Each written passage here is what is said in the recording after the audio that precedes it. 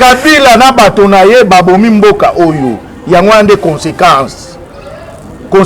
ne yango oyo parce que babomi mboka oyo balei mbongo ya bana bayi mboka nde lelo tozo souffrir boy papa journaliste Joseph Kabila atiki eloko te na mboka oyo biso tokende oteka libanda ali partenaire na bino atali eloko boko wanga na ye bobosani bolamu te alobaki apesi bino pouvoir te apesa biso pouvoir te papa apesa biso pouvoir te tanga zo ba dollar emati pour la Covid-19 mboka nini ezanga réserve na banque mwana mboka Kabila atika réserve combien atika réserve ngaite eza collègue na bango ya cash na procès de tokaki ke ba touchaki na réserve oyo mwana mboka Kabila atikaki mwana mboka Kamere zamba batele pesa azalaki directeur cabinet ya mokonzi mboka na biso bango mibale nde bakonzi ya cash moko de akarami moyibi te Kabila za partenaire na biso tokotindi na CPI te mokonzi mboka alobaki na discours le 30 juin esengeli ete mopagano abongola motema mais soki nde a continuer wana kokende non tokokosa mwana mboka oyo aganaki élection te en plus toza la coalition mokonzi na biso honoraire ya mboka comme Joseph Kabila Kabange a respectaka bakor na ye mbote na bino bozwami ebele à travers le monde bozwami ebele na Congo na Afrika pe na monde entier kasi lelo pona na émission na biso tokoloba lelo ya solo tokoloba toyambi pona bino bilenge mibale o bazali bilenge ya majorité hein l'actuelle majorité ozali FCC na cash toyambi pona bino mwana mboka Tutu Dieudonné azali coordonnateur ya plan B o ezali likita lioko na kati ya mouvement politique ya ba leader na kati ya mouvement politique ya UDPS pe azali na adversaire na ye à côté na kombo ya ndeko Muchipai yazali moko ya bilenge ya FCC o basimbi commune ya Gombe na bango elongo tokobeta mwa mituna ekozala pona koyeba tina nini coalition na bango ekosimba te dollar ekomata bato bakokufa na nzala insécurité epai faute ezali ya nani mwana mboka Tutu mbote na yo papa journaliste esengo na biso koyamba yo na pesa masolo télévision to tondi botondi pona disponibiliser ton pote to bakobeta kati na o itali politique ya mboka Congo na loboko na yo na moni mwana mboka Muchipai mbote pe wa yo mbote papa matondo mingi pona koyamba yo na émission to koloba to lingi ya solo boy bakoloba motuna ya liboso tozo bana na papa Tutu Dieudonné yo zali président ya plan B likambo nini ekolekana boza na kati ya famille politique moko IDPS cash UNC bosali cash nini ekosimba te na kati ya cash trahison bozwi Kamere bokangisi bokoluka pe Kabila bokende na CPI nini ekosimba te boza na imperium maloba mboko yo papa journaliste na pesi yo botondi mingi pour invitation na yo eza lokola na kati ya libota toza libota moko ne olobi toza na coalition na bandeko na biso ya FCC kasi bandeko na biso nde baza honnête te baza motema mabe makasi bandeko na biso bazolinga avancement ya mboka te nde ozomona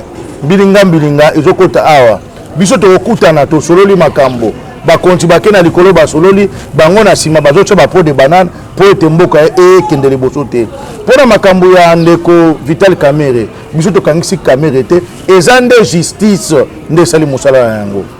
mais tango koloba te bakonzi bamemi makambo likolo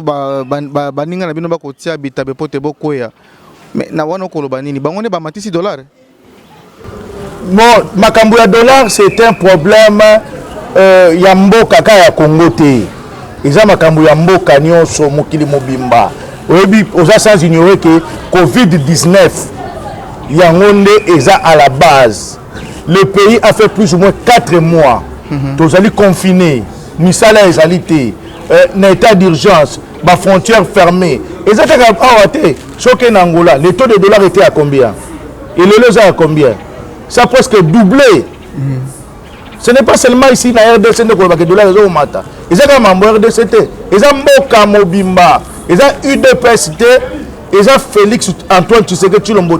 muto asali maladie eye na Mboka yo moko yebi ke tozalaki ou bien tozana état d'urgence pour kotila lelo. toza na état d'urgence oyo misala ezalaki kosalama te pendant période wana tozoproduire eloko te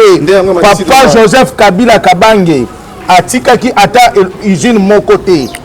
ok usine moko te tozoproduire te moi j'étais un assez échangeur ok dollar ekomona na ndenge nini soki bozoteka biloko tokoteka nini parce que toza na entreprise ata moko te Félix Joseph Kabila atiki eloko te na mboka oyo biso tokende koteka libanga azali partenaire na bino ata eloko boko wanga na ye bobosani bolamu te alobaki apesi bino pouvoir te apesa biso pouvoir te papa apesa biso pouvoir mwana mboka Muchipai eza d'abord esengo maloba ye alobi na pesi même question nini ekosimba te mpo nini bokoluka malaire ya UDPS soki bango bapesi soki lelo Kabila kovanda na Congo mpe na Kinshasa c'est po te Félix akolinga te alivre ye mais bino bokoki te kovanda kimia bovu chaque Félix à l'aise kolukele bakoka jambe bokomona te keno bokoluka Kabila kende se pays maloba mboko oyo matondo mingi na motuna na yo nazali kokamwa koyoka ndeko na ngai ya UDPS mama aza koloba mpona coalition na biso ngai nayebi eloko moko ntango tosanganaki FCC na cash topesaki cash ntango molai nakoki koloba ata 7 mois mpo badirige sans gouvernement totiaki ata moto na biso moko te azalaki kuna bagéraki bango moko na cash pendant 7 mois mais misolo oyo bakutaki na banque centrale toti kolanda posa Kamere bayi bakotaki ti na réserve ntango azo badollar emati mpo na covid-19 mboka nini ezanga réserve na banque mwana mboka Kabila atikaki réserve combien atikaki réserve ngai te eza collègue na bango ya cash na procès de tokaki ke batushaki na réserve oyo mwana mboka Kabila atikaki bango nde bakoyeba batushaki combien po tomoni badetourne makambo badetourne bambongo bango moko balemba bango moko mpo déjà kokama mboka na 7 mois ya mpona bakoki te nazali kobanga soki tozali na coalition te bakama biso pendant 5 ans yango nazopesa merci na mwana mboka Ilukamba lokola azotravaille na basocie na ye soki mwana mboka ministre ya finance ya parti na biso te ya FCC te mbele mboka nyonso ya réserve esili ye nde aki komonaki akobimisa bambongo su te mpona soki mouton mpo alakisa bango ke bino bozalaki 7 mois bokoki kogere mboko te bino moko depuis mwana mboka Ilukamba ye ozomona ata détournement moko te okoyoka ata lisolo te motu moko ayibi mboko esaka bato oyo bayibaki kala asalaki boye mais bango mo bagéraki na cash bazoboma mboka ntina kotia bango kale ezali te toyesa bango eloko moko eza mwana mboka likola coalition tonomaki motu na bango tovotaki motu na bango azalaki premier vice président ya parlement toza likambo ya kobamba te alongwe tozosenga mpe kaka bango bazonga eza likambo moko te otia bango bakala soki olobi ke alongwaki na propre gene wana eza lokuta bino bolongoli kabundi nango nazo rappelé soki 7 millions nde soki 13 millions mbongo bokosala mpona congrès nde yango bolongoli mwana mboka kabundi na wana nakoloba mingi te nazokanisa kondo le premier docteur en droit comme le Etienne Tshisekedi abandaka koloba baphrase ebele bato ye moko baza kosoto exclure mwana mboka Kabundi asalaki auto-exclusion ye moko alobi makambo azalaki komaîtriser te et puis biso te moto osalaki motion de défiance motion de défiance etaki na baopposant na biso mwana mboka Jean-Jacques Mamba asalaki mosala na yaki député biso tosalaki kuna te biso tokonstataki kaka ke abikaki koroule biso na ntango ya vote tomoni ke bongi te azala wana mpo aza baargument te nde alongwaki dossier makambo etali dollar po telobi te bopesaki bango 7 mois botala bango par rapport ya ndenge bopesaki bango 7 mois na boye kotala bango na sikoyo bomoni te ke bino bokosala bango mbilinga bazalaki na projet ya 100 jours esalami so de moto emonani babali banzela makambo mwa biyike emonani mais pourquoi lelo ça ne tient pas eza bino ndenge bozali cause ya malheur ya coalition mwana mboka Kamere zamba bateli place azalaki directeur cabinet ya mokonzi ya mboka na biso bango mibale nde bakonzi ya cash moko de akangami moyibi biso tozalaki te saute mouton ezalaki prévu ça 6 mois toyokele mbula mibale kaka moko ya 24 nde esili eza malamu na félicité bato basisi mosala wana po bapeuple na biso congolais tokotambola mpe na nzela eza malonga mais bango moko cash moko aza na boloko mpo adetournaki mbongo nini akotaki ti na réserve soki réserve na banque centrale ezali te dollar ekomata coronavirus ezala te elingaki kaka komata mwana mboka tutu yambo to okota na question mosusu okorépondre na nini na mambo nyonso auti koloba oyo moko oyebi ke bato ya FCC baya bato ya lokuta babon parleur d'abord alobi ke kaka so de muto moko muto et salami o ya 24 te na bi o esili na bi o esili mais bon o ya pompage na lesilité o ya pompage na lesilité papa kende o s'informer bazo ko sabiso réserve na 22 ans tout ça depuis 97 telelo et ça mobu combien réserve batiki ya combien na mboka weza honte mbongo batiki za mbongo individu akoza nango monter ça combien le roi yoyebi 1 milliard sur point combien ah et wala mbongo au moins 4 mois batiki na combien na caisse à l'état OK Kabila na bato na ye babomi mboka oyo yango ande conséquence ne yango oyo parce que babomi mboka oyo balei mbongo ya bana ya bayi mboka nde lelo tozo souffrir boye papa journaliste mwana mboka boza na coalition boza kosatake na Kabila lobe ezalaki Fayulu ne mu ennemi na bino lelo suko komi après lobe kokamwa osangani na moyibi nasala maloba c'est que oza moyibi lelo komi katane ennemi na bino kasi na maimanso makoleka na lelo na mamba dollar nzala insécurité beaucoup mona te que non UDPS bozo ko kana bino de côté 32 ans ceux qui 37 ans ya lutte ya lutte ya balabala mais beaucoup tina mambango ya politique ya kosima mboka beaucoup le côté lipe komata beaucoup le baté dollar komata beaucoup le côté mai n'en parlons pas insécurité n'en parlons pas UDPS bozali parti ya balabala bozali parti au bengi pena lobo konza Congo on le dit bien que papa Jean toujours na coalition papa Kabila azali mongona na bisoté mais nde asali nde musala mabe na coalition tozali na FCC cash le chef du gouvernement ezali nani Ilunkamba ba question wana esenge ndo tuna na ye pona nini insécurité za na mboka c'est lui le chef de l'exécutif il faut tuna nde ye otuna ngaita otuna e pona nini insécurité ezali pona ni dollar eza komata mais ngana na kiseki mo mukende ngi dollar eza komata eza nde ye bazui bapesi biso papa moko mukolo baluka biso un jeune un dynamique wa kosala musala malamu batie place wana ozomona bato oyo musala bango ezaka kokumisa bato Joseph Kabila bango kuna démocratie ezalaka te bango kuna dictature na dictature bango kuna bakendaka kaka donc bazokende à laquelle derrière une personne dialelo abokota na chambre bana merci beaucoup bango kuna kaka badialelo bango barespectaka baccord te ntango nde bazoloba ke bango o nani Jean-Jacques Mamba te bapesi Jean-Jacques Mamba mosolo mpo olongolisa nani bayebi makambo ya 7 millions ti lelo toza wapi nani questeur ya assemblée nationale abima aloba ke non mpona congrès mbongo osaka 7 millions te baloba yango likita nini ekotya kindoki ou bien koloka mboka eze bino FCC po te tokoloba ngo déjà UDPS asali marche na ye lamuka via MLC à Jean-Pierre Bemba sali marche CLC pasalaki mais bozoko pe perdre azokoka te bozangi mbongo kopesa bato ko lokola bomesano nde bosalaka kala to bozangi na bato te ya kosala marche na bino longo nazo informer que tona marche le fait pour tout soutenir ben institution auto nyokwamela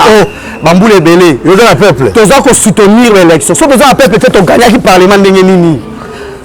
majorité tola plus de 350 députés la population a perçu confiance majorité artificielle c'est que majorité mécanique c'est que yo douter na élection comme ça qui moi mboka président de la République mokozi chose bizarre nazo kama mutu yemo wa IDPS azondima te ke mokozi na kanaka élection eza mamwa na lobité papa mais oui tant mozo bola seni résultat seni te na boy majorité papa si mozo bola na seni ndeko so ba no éviter la mission ba to ko bango na bando ya sur mission na hoté pour nazo mona clarté yemo ko élection seni o commissaire qui moi mboka président de la République na biso on a respecté minimum papa tika ki dia lelo pour qui mokozi tika ki yo ça dit c'est yo koti yo profiter tangu na suka awa monsieur journaliste MLC 100%. Oh, nazareta ndeko na ya azuye abiteke ndeko kuna bango bapesa bango bambongo ba 5000 francs na ba 10000 soko mo jo beta soko ke na 10e ri na 1000 azo okomona cravate ota bazu pouvoir omoni cravate na misu na moni cravate asikalati kala ole kolata ngota naza famille okoma kala za eza te pouvoir kasa kalati tomona ki ndeko kabi alati cheval tomona ndeko kabi alati amati cheval bazoya biseba ndeko rubewa omoni elengi ya pourquoi maintenant c'est tombé vraiment très bas yango moni nous sommes très bas voilà makambo na répondre te papa mwana mboka azolifima te ke seni mwana mboka oyo akumisaka faci beton akanaki élection te alors c'est que seni aprograme barésultat ya solo la majorité mécanique voilà tokomi koba tokomi déjà na suka émission na biso mokolo molelo na motuna moko ya suka po to silisa émission ezaka keno oui ou non na bandi yango epa na yo eza ya solo te boko bongisa article 164 po na komema kosenga kozoloba te haute trahison pour na ba millions oyo ibamaki na 100 jours boko isa Félix Antoine Tshilombo po aza ko compliquer bino aza ko compliquer kabila vie eza bongo non toko ko sa mwana mboka oyo aganaki élection te en plus toza la coalition mokonzi na biso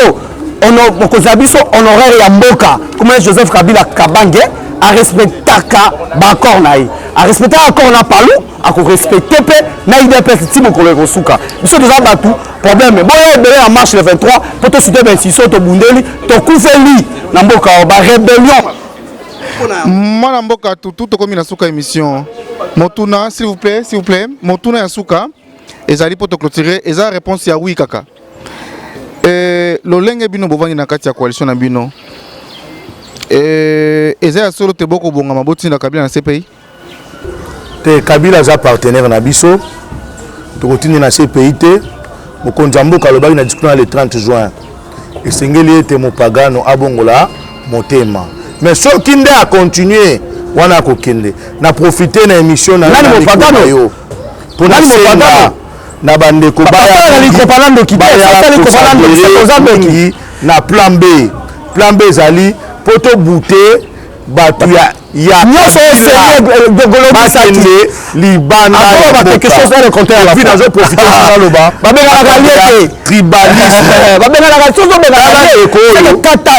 voilà tokomi na suka émission napesi bino matondi toyambaki mpo na bino ndeko tutu Dieudonné azali coordonnateur ya plan B ozali structure politique oyo eza pe na Gombe awa toyambi bango na commune ya Gombe azalaki pe elongo na mwana mboka Muchipai oyo azali membre na kati ya structure politique ya PPRD oyo basimbi commune ya Gombe soki yeso azongi te tokomona na bino mokolo mokoya matondo